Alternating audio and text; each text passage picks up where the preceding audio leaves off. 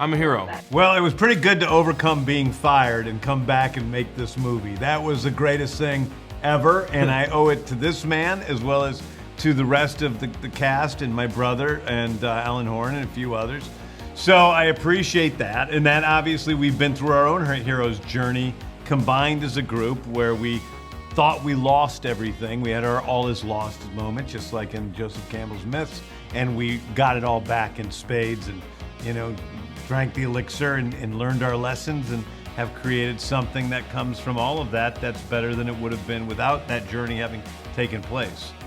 So yeah, that's what I overcame. That's good. En 2014, Marvel nos sorprendió con la arriesgada decisión de llevar a la pantalla grande la historia de un grupo de superhéroes inadaptados en donde había una planta, una mujer verde, un mapache y un ser humano que tenía bastantes problemas familiares. Hoy, a muchos años del estreno de Guardianes de la Galaxia, nos alistamos para un último baile de la mano de Peter Quill, Gamora, Mantis, Nebula, Drax, Rocket y por supuesto Groot en el volumen 3, que pretende ser el último de la saga. En esta cinta vamos a descubrir un poco más sobre el pasado de Rocket Raccoon y cómo se convirtió en este ser super evolucionado capaz de resolver cualquier problema. Pero también vamos a conocer a un terrible villano llamado el Alto Evolucionador, quien es precisamente el autor de la existencia de Rocket Raccoon y quien buscaba en su momento crear la sociedad perfecta.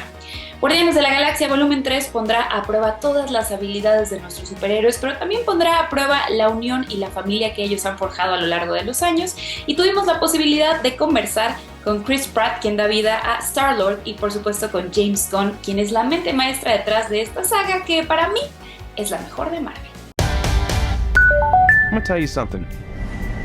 I'm Star-Lord. I formed the Guardians.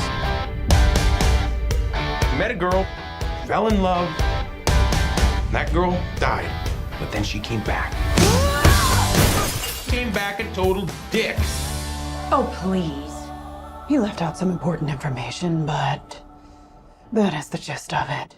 Oh, hey, Hi. how you doing? I know you. Good to see you. How are you? I wish I was there, but I am here in Mexico. Why did you not come in? That's crazy. I don't know. I would have gone, happily, but anyway, guys, thank you so much. First off, thank you for this film. I think it's safe to say, for me at least, that this is the best Marvel franchise there has ever been. Come on. Thank you. Thank you. Come on. I agree. Yeah. I'm biased, but I agree. We're the best. I am too, definitely, because I love these characters as well. But anyway, Chris, I would like to start with you. Sure. I would like to ask you, how would you say the Guardians gave purpose to Quill, and how did Quill give purpose to Chris? Wow, that's a great question. Great couple of questions.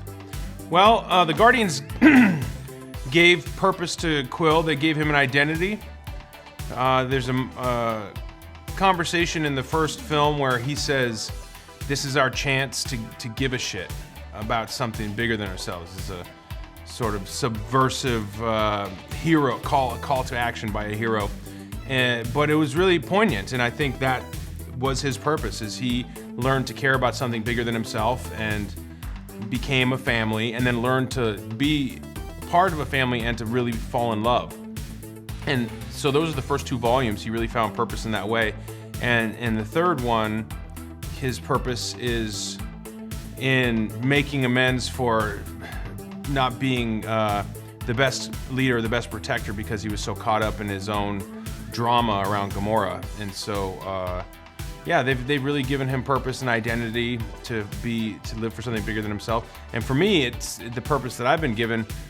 Other than really, there's a certain responsibility that comes with being a recognizable hero from the movies.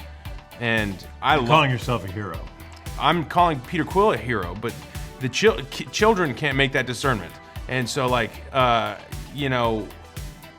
there's a certain responsibility that in terms of being a role model and the way you carry yourself and how you could affect the choices that other kids want to make or young kids would want to make. And then also how you can opportunities to go and make a difference in people's lives and be of service in that way, provide reprieve for kids who are unhealthy or to families who are in need and that kind of thing. So that's good. That's giving me purpose in that way.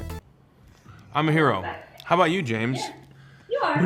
Well, Children, James you is may a hero smile, as you well, piece and of she knows. Same time every night, fall to the ground and I wake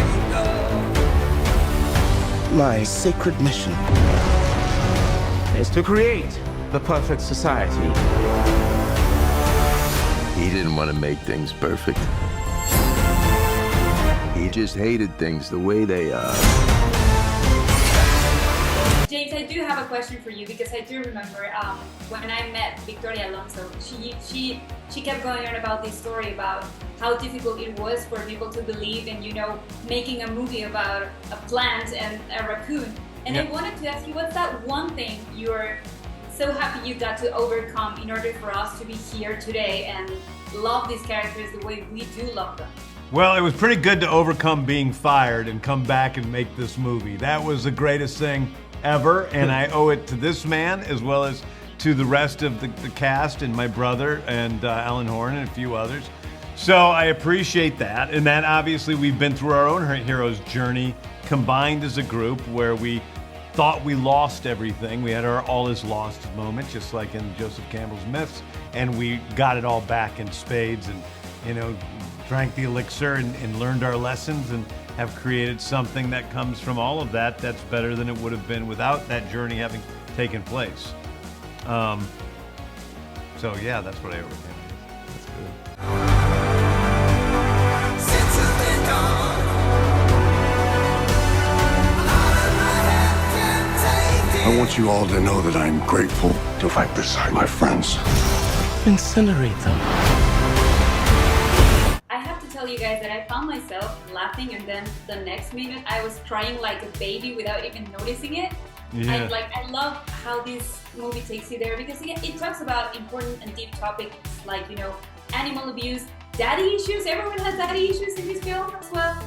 Then loss as well. But then you have obviously the family and the friendship part. How would you say maybe watching these films might change the way you see those things and us as audience members will see these things? I mean, I would, listen, to me this movie really is about compassion. And as I was making this movie many times, I said, to myself, like, this can't be a cynical project. This has to be something.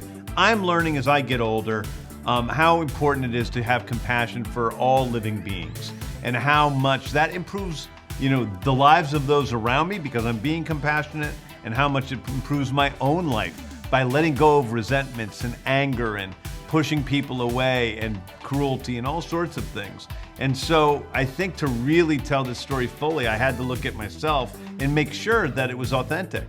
And I feel like that it is, and I would hope that people would go to see this movie, and I really hope for nothing else. We all know what it's like when you go to see a movie and you walk out of the theater and you have that happy feeling where you love whoever you came with a little bit more than how much you love them when you went into the theater. And nothing beats that experience. And that's one of the reasons why I think it's so cool for people to be able to get to go see this in theaters and enjoy a movie in that way. That uplifts and is about, the joy of life. Chris, anything to add? You'll never. We've been laughing at each other all day. God, it's tough to top that. I mean, that's really tough to top that. As he was talking, I started to fall asleep a little bit, so I kind of lost the train of thought. Yeah, but it's normal. Now it seems like it's a put down to me, but it's normal for Chris. He's unable to listen to anyone else other than himself. Yeah. And so one of the things that I used as inspiration was there are people like Chris in our lives that we just have to accept. Come up kind of these lummoxes who aren't able. Why aren't there any lummox? Why aren't there more lummoxes? Yeah. You're lummox. There's diversity. We have all sorts of different types of people, and we have one complete lummox to speak for all the lummoxes out there.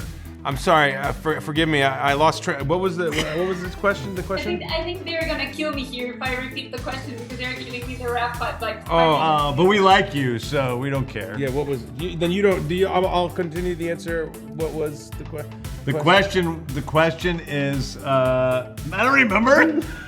I'm too inside the lummoxes. I screwed that up. Go ahead and ask me. I know they're rapping you. Go ahead and ask me. It's okay. Oh my god. Okay. I asked how do you think all these important topics that this film touches are going to change the way maybe we see them and you see them? You're going to kill me here. Yeah. Okay. Well, I'll make it brief. I think compassion. Compassion is a superpower in itself. Being able to see the best in people. I think Mantis's ability to look at the obelisks as something in the film as something other than monsters, and to if you can understand someone's pain, then you might find that that they're not a danger to you necessarily. And so, like, being able to see past people's pain and not being reactive and being compassionate instead, I think that would be, if people did that walking out of the theater, that could maybe actually have a profound impact on the world. Thank you guys so much. I have to go. James, never stop doing films, please. Okay. Thank you so much All for your right. time. I won't. All right, see you. Bye, Gabby. Take care. Bye. We're always searching for a family until we found each other. Are you ready for one last ride?